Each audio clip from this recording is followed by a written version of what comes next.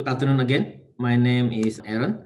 So I will be sharing the so-called the approach or the method that so-called need to be done to achieve what I think just now Dr. Isyana has described. So what I would position my presentation like -1 from what she has elaborated in terms of what are government activities in terms of, on the track to achieve a digital government of Malaysia. Okay, so actually the topic is about customer. Customer, of course, in this context is the citizen. And of course, this is the reality of our life today. We don't expect anything delay. We don't want to get so-called news that we know this morning, but we want to get real time. So anything that we do, our expectation is getting higher because of course pushed by the availability of the technology, the lifestyle, and etc. So we also expect government to do the same. So this is where I think if you have seen that Dr. Isyana has elaborated in terms of what the government is trying to do behind the scene, because very rare to know all the insight about what has happened. What we know is reading in the newspaper and people asking whether our government doing something or not. But you can see just now from the presentation, they have so many work because we are talking about the country. We are not talking about a company with 100 people or with 1,000 people. This is talking about the company with 30 million people. That is huge. And the effort is not like, imagine that if you are taking a boat and you are taking a big ship. The boat, you can just turn it. The seat, when you turn, you need to really plan it at the long trajectory. And of course, the on demand is also something that are expected. We want to do it almost like whenever I want it. We cannot say you come back tomorrow. So this is also something that a government around the world are changing because of the citizen expectation is also changing. And of course, everything online. We don't expect you go to the counter and to visit. Yeah, so I think this is also a big challenge, not only within government, but many enterprises today. And we want to do it ourselves. So we are empowered, we can fill in the form at home and etc. And social also very, very important because we want to share the experience with other people. If we think we have a good suggestion, we can voice out. So these are something so-called we need to have. And of course, for the citizen, if you want to track the citizen satisfaction or citizen happiness index, these are the things that will be surveyed. And let me bring down further to the so-called to the concept. What are the things that need to be in place for all that to be realized for a successful so-called digital government? First, I think citizen-led, because now, as you can see that citizen can express if they are not happy, etc. So citizens need to drive. And the complexity, I think if we draw the map about what is happening is much more complex than this map. Maybe the line just can't be seen. Yeah, but there are 5 so-called key design principles. The first one is citizen-led. So citizen basically make the decision. They drive where the government should provide the services. So they demand something. Yeah, because we are all taxpayer and we expect the government to give us a so-called the conveniences. So in this context, is actually is just now was mentioned by Dr. Is about the live event. Yeah, which is the citizen journey map. So this one we need some sort of architecture. We cannot just say, oh, we want to launch this service, but the service need to be integrated and interconnected, seamless. So we need a business architecture to be put in place. The second one, of course, insight driven. So basically, you need to know about everything. So we don't want to, so-called be prompted again the thing that we have provided. So this is where we need to apply like the concept of artificial intelligence, machine learning, big data analytics, which is the domain of information architecture, which also I think is the currently in progress as described in Dr. E's presentation. And of course, the third one on the responsiveness. We want everything to be very, very responsive. We don't want to have a lagging, right? Because everything need in today era of the digital, we just want to have instant answer. So this is where the business architecture and software architecture just now I think also been shared how the platform itself need to be so-called aligned and integrated. The last part is on the connected. So connected basically is the seamless processes. So across agency, across ministry, perhaps even a government to the private, government to the industry, all are seamlessly connected.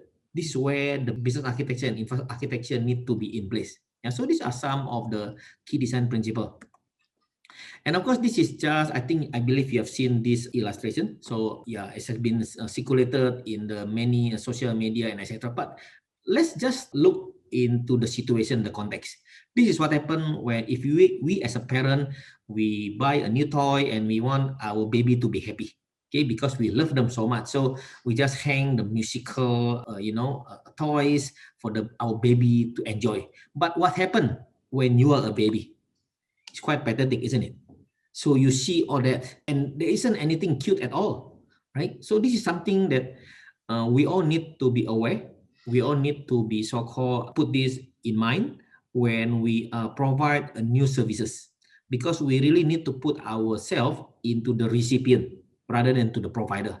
Because imagine that perhaps this may cost a lot of money, imported for or limited edition, but to the babies, I don't enjoy this. Yeah, so this is something that we need to be aware of. And of course, before I continue further, let me just show you the video on the so-called customization, but not on really on the particular citizen, but more on the particular customer.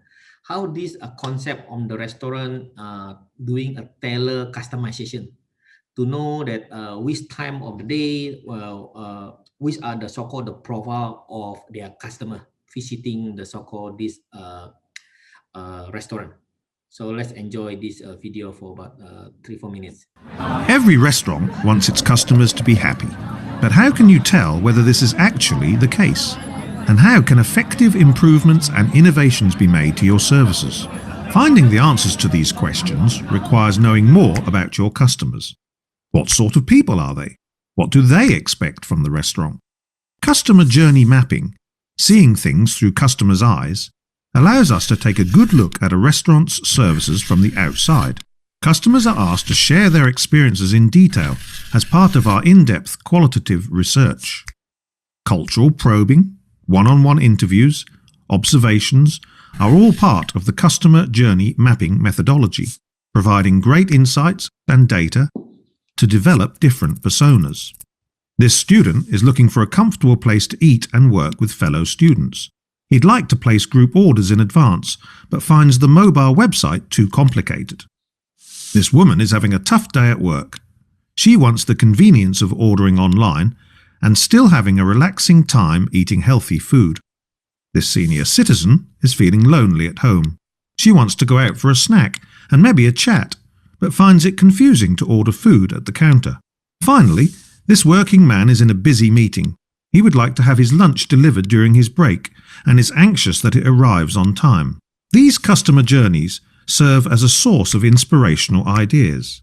Imagine that you get to understand your customers better. You know which points in your service are below customer expectations, and you can develop new or improved ideas together with your customers.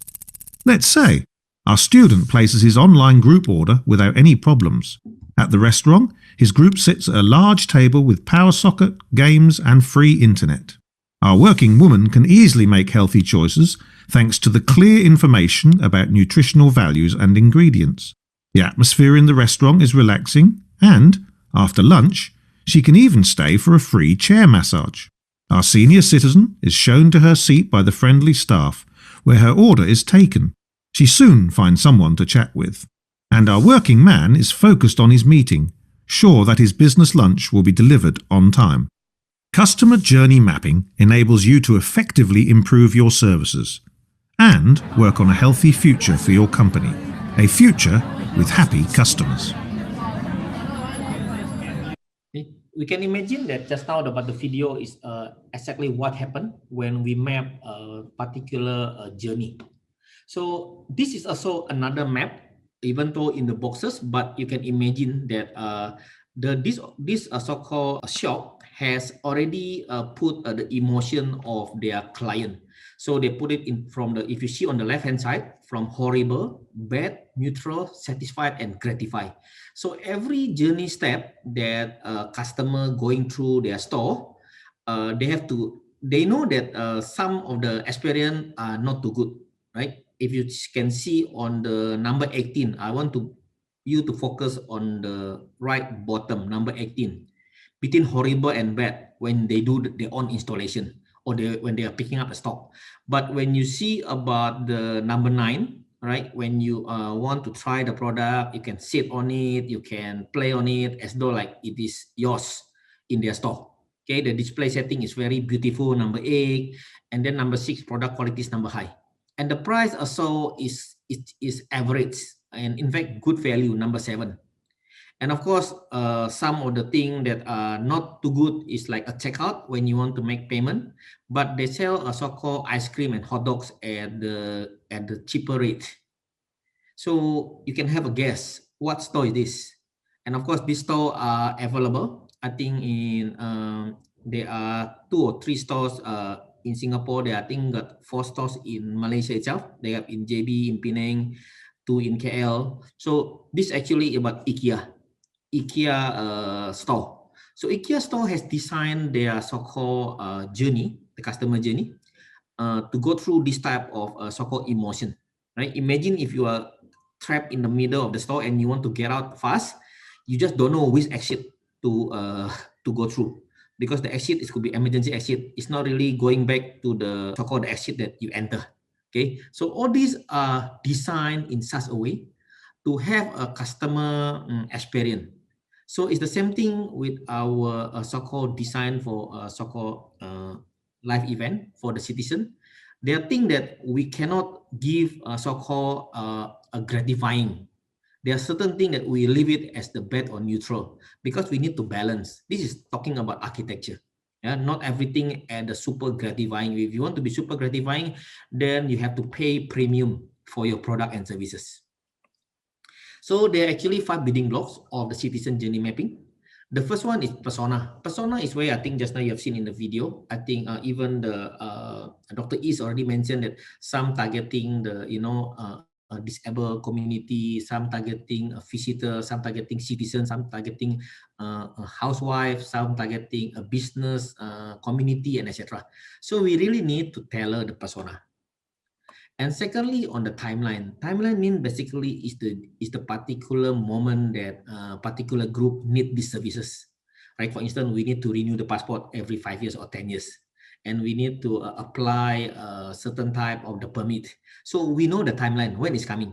Then we can keep track to make sure that we send the notification, we keep them in the loop, and etc. Then emotion is where we need to know that at what point of the emotion that a customer or citizen will come and visit us. Okay, not all the services when they're happy.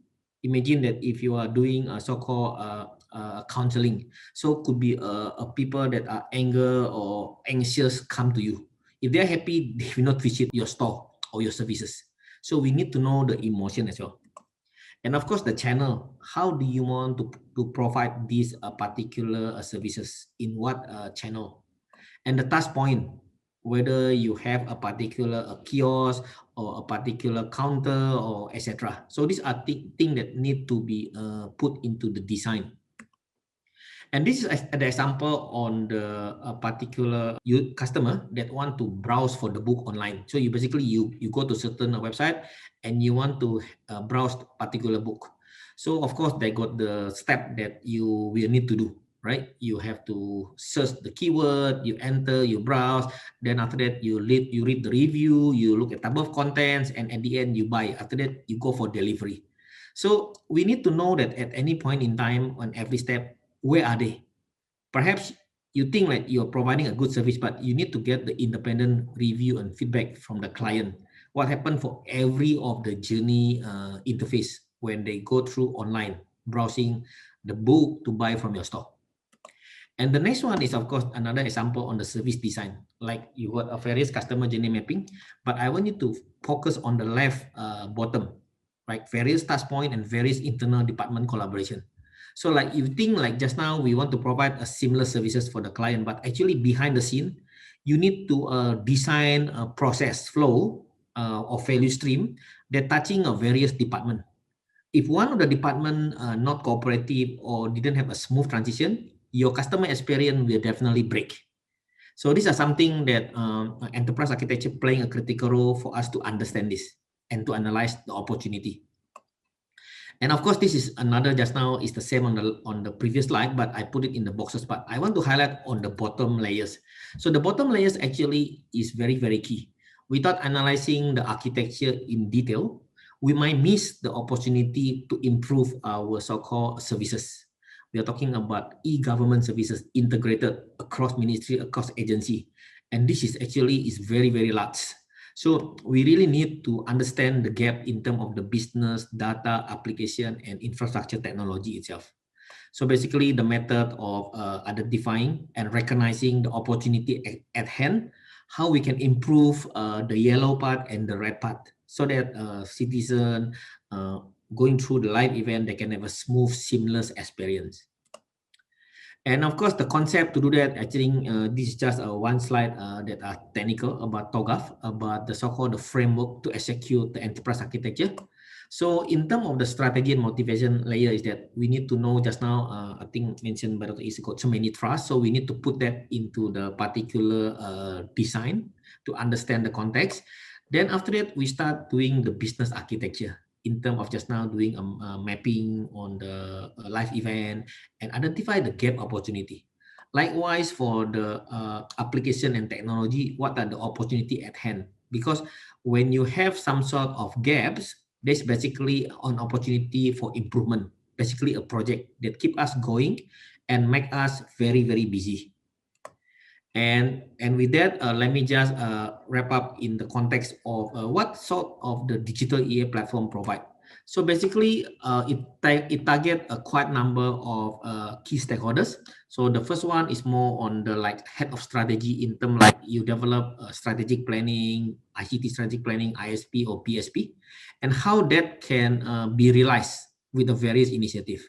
Then for the business architect, basically talking about understanding about the business and what are the collaboration need to be in place, processes, function. And for the chief digital officer, basically is talking more on the like what are so-called area of opportunity that we need to digitalize further.